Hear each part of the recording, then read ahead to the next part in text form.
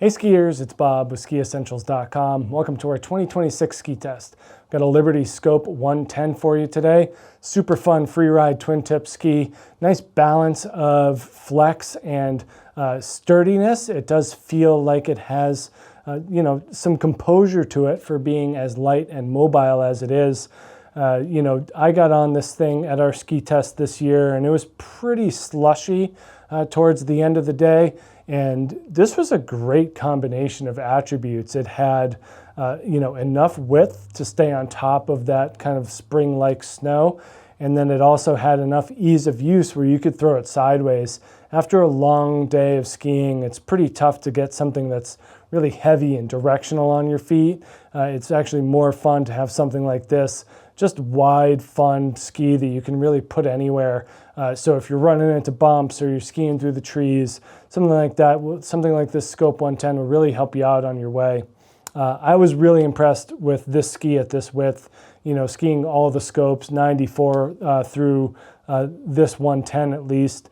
It's pretty interesting how they kind of each have their own individual characteristic.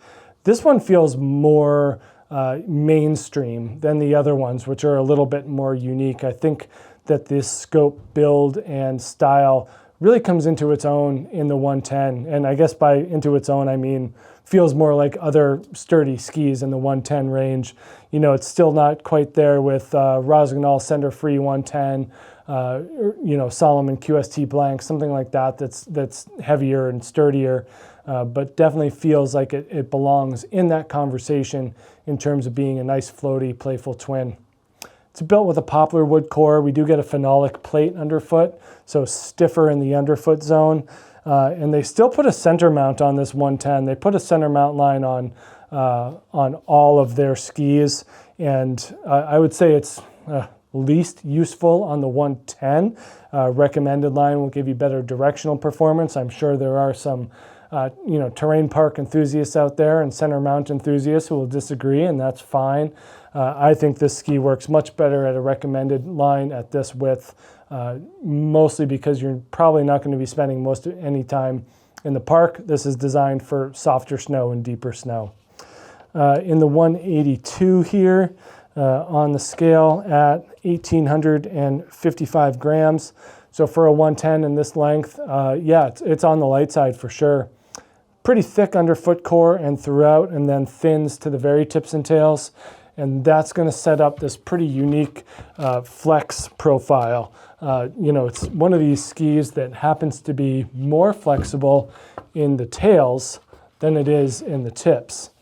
And that's just giving you a different level of playfulness throughout and just delivering a unique feel. So while it may line up with some of those burlier skis in this range, it certainly has a different feel due to that flexible tail.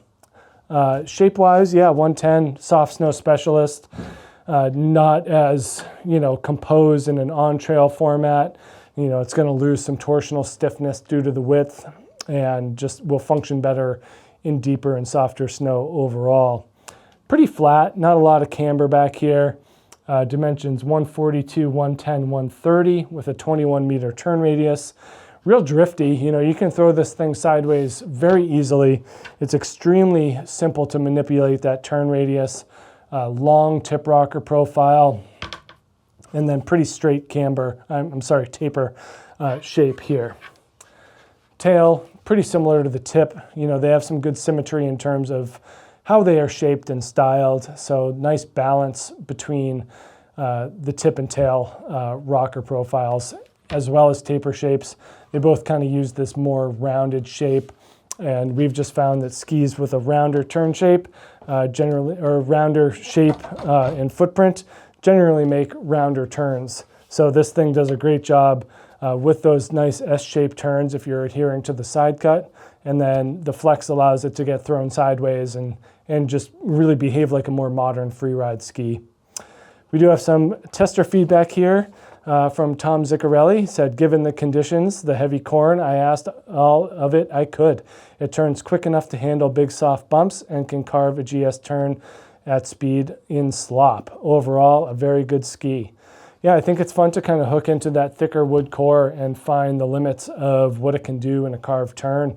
It certainly is not difficult to find the limits of the flex.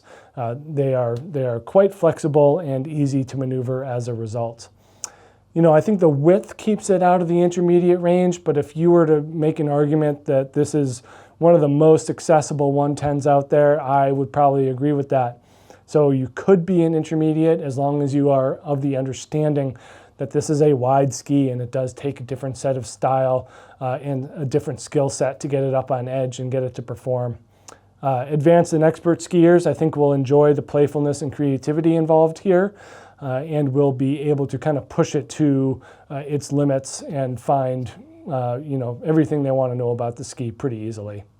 But that's it. That's the Liberty Scope 110 Real Fun Freeride Twin here from Liberty. Now in year 2 of this construction. So looking forward to more good times on the Scope 110. Make sure to check the ski out here at SkiEssentials.com, and we'll see you out there on the hill. Bye.